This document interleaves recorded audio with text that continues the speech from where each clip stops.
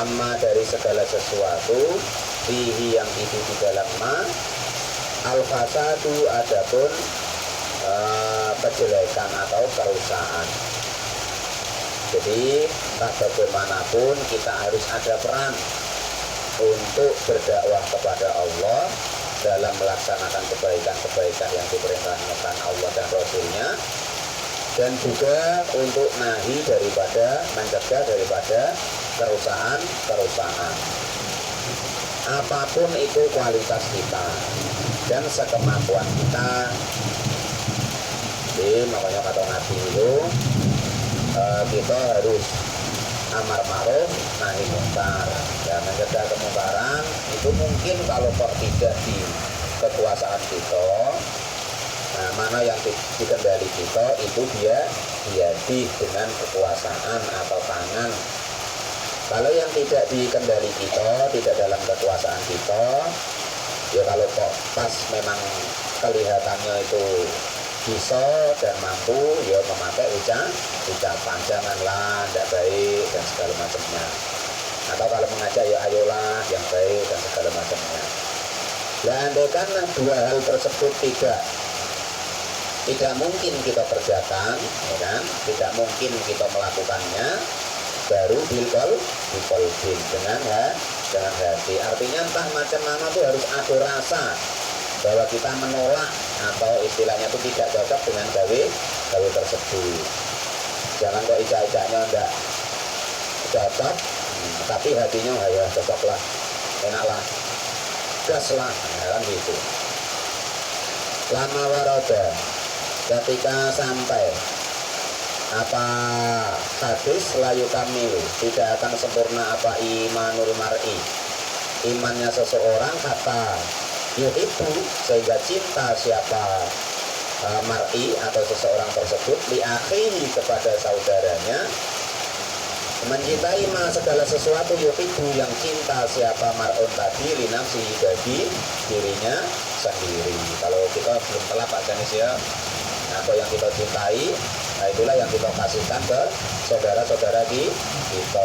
Kalau kita belum telat, dan sudahnya telat ya. Nah, seperti contohnya orang-orang Ansor gitu, istri dikasih harta, dikasih separuh segala macam, udah telat kita nggak muflis ya, berat. Ya nggak bisa yang seperti itu, ya yang ringan-ringan. Nah itu seperti itu. Pokoknya intinya begini.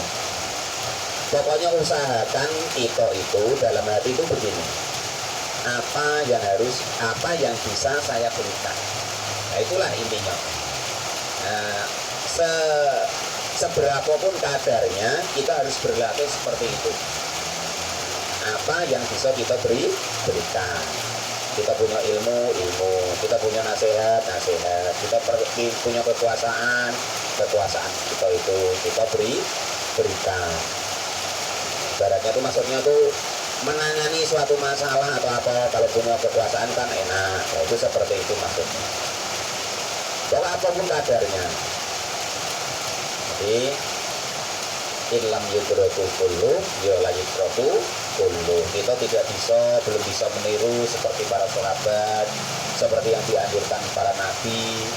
Yo kita ibaratnya sekemampuan kita, manalah yang kita sudah bisa rela. Nah itu kita berikan, kita kasihkan kepada umat, kepada masyarakat, kepada saudara-saudara muslim kita. Wali anan nasihatu, dan sesungguhnya dan karena sesungguhnya nasihat itu fardul kifayah, hukumnya fardu kifayah. Wal taqum minkum ummatu yad'una, dan adalah kalian di antara kalian semua, berarti sebagian. Nanti kalau memberikan nasihat semua tidak ada yang mau mendengarkan, bagaimana? Sama dengan ngaji seperti ini, jangan kotor-kotoran umpama Pak Janis kok sudah ngajarin orang. Kalau tidak ada yang dengerin, ya lucu sama baik, kayak orang latihan pidato. Nah itu seperti itu. Qala al-mu'allif rahimahullah wa nafa'ana bi ulumil darani amin ya rabbal alamin. Wa anna, dan sesungguhnya nasihat itu lazimatun, wajib ala qadri taqati, atas kira-kiranya kemampuan. Nah itu ya, jangan maksakan. Nah, kiranya kok kita tahu masyarakat kita atau saudara kita itu kok kiranya belum mampu untuk menerima hukum atau nasihat tersebut, ya jangan kita terapkan dulu. Nah itu maksudnya begitu. Jadi tujuannya nasihat, dakwah, segala macam itu salah satu tujuannya supaya itu menyelesaikan masalah. Nah itu begitu maksudnya. Jangan kok karena adanya kita atau nasihat kita atau dakwah kita menimbulkan masalah di masyarakat kita. Nah itu seperti itu maksudnya. Tapi kalau itu benar Pak, itu benar, hadisnya benar, Qurannya benar, nasihatnya benar. Tetapi mungkin kita yang kurang pas, kurang tepat di dalam entah tempat, entah waktunya, atau belum tepat masalah orang yang kita nasihati, nasihatinya. Contoh begini dalam akal. Pak Luki tahu kan, daging itu baik, bagus, proteinnya, vitaminnya besar, ya kan, elok kan, baik, bagus.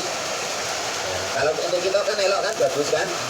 Lah coba daging itu Pak Luki kasihkan ke anak bayi, nggak mati keloloten. Nah gambarnya begitu. Lah nasihat, entah dakwah, entah apapun itu tuh gambarannya begitu. Ya kiranya anak tuh bayi ya gugur dulu Pak Luki ya. Nah itu begitu. Nanti agak besar dikit baru. Nah itu seperti itu. Nah jangan kok baru dengar sekali wong ngaji. Wah aku tuh kemarin malam Sabtu ngaji tuh begini kata Pak Muin. Nah sudah. Nah itu jangan. Ya, jadi kita tengok dulu kemampuan masyarakat kita atau orang yang kita nasihati atau yang kita dakwahi.